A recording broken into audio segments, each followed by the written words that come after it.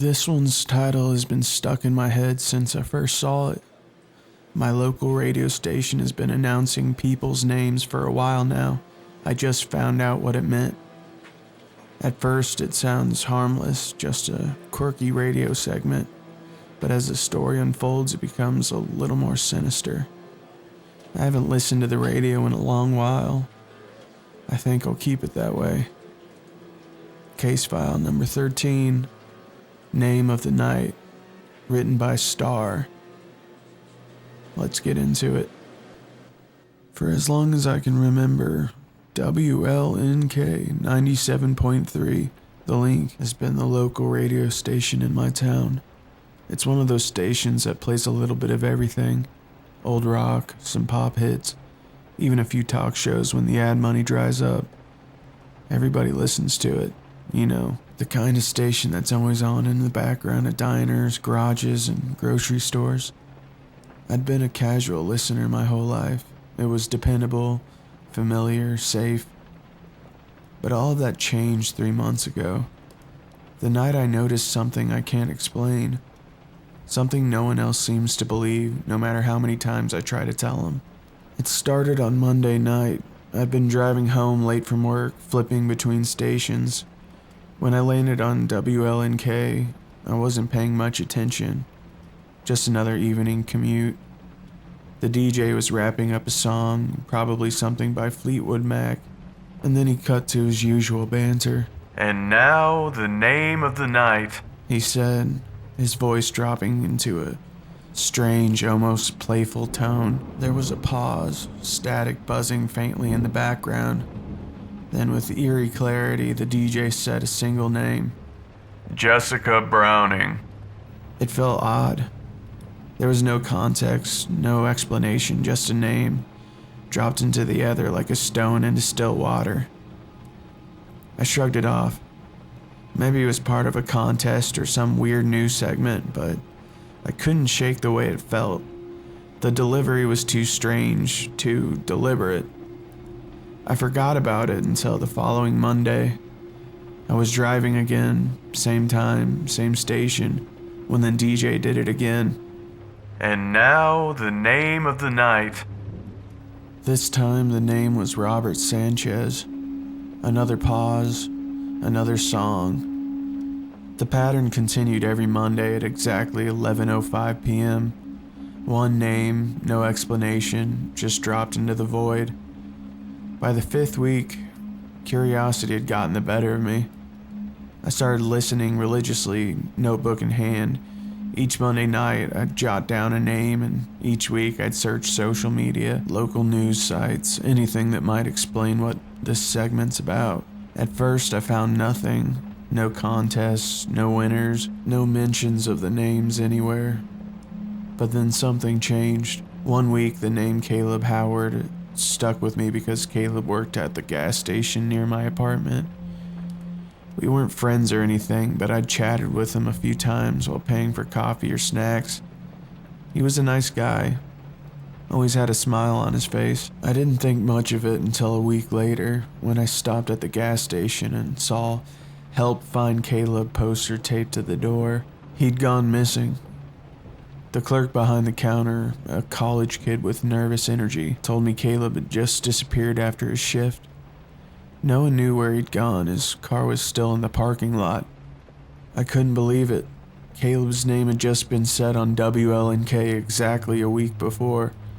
I told myself it was a coincidence, but deep down I knew it wasn't. I started digging. I went through the names I'd written down in my notebook and searched for any trace of them. By now I had 6 names, including Caleb's. 3 of them, Jessica Browning, Robert Sanchez, and Caleb Howard, were confirmed missing. Their faces stared back at me from articles and social media posts plastered with desperate pleas from friends and family. No one else seemed to see the pattern.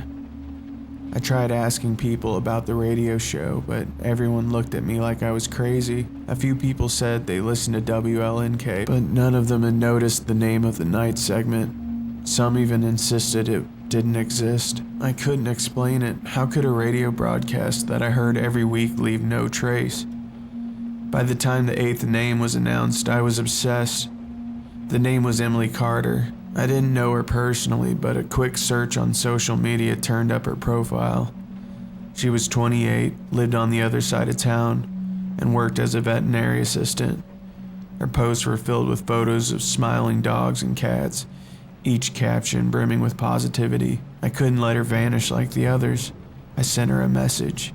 It was awkward, clumsy. "Hi, you don't know me, but I heard your name mentioned on a radio station. It's hard to explain, but I think something bad might happen to you soon. Please be careful." She didn't reply. Over the next week, I checked her profile obsessively. She posted like normal pictures of her dog, updates from work, jokes about her favorite TV shows. Nothing seemed out of the ordinary. Then exactly 7 days later, her post stopped. I knew what that meant. The next morning, I saw a news article. A local veterinary assistant reported missing. She was gone. I couldn't take it anymore. I needed answers. I started visiting WLNK's building after hours, trying to figure out who was behind the segment. The station was housed in an old, nondescript building downtown. I'd watch it for hours, hoping to catch a glimpse of the DJ or anyone who might know about the names. And nothing. On a whim, I tried calling the station during the day. The receptionist who answered sounded confused when I asked about the 11:05 broadcast. "We don't have anything like that on our schedule," she said. "Are you sure you're listening to WLNK? "Yes," I insisted. "It happens every Monday night." There was a long pause, then quietly she said, "We don't have live programming at that time." Last Monday, the name was Brandon Lewis. I found him online, a local contractor with a wife and 2 kids. I didn't bother messaging him this time.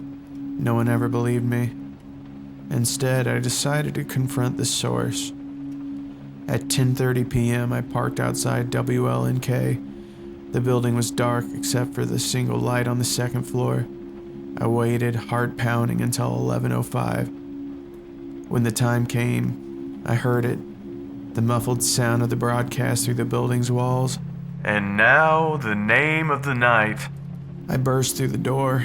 Inside the station was eerily silent. The reception desk was empty. The hallways dark.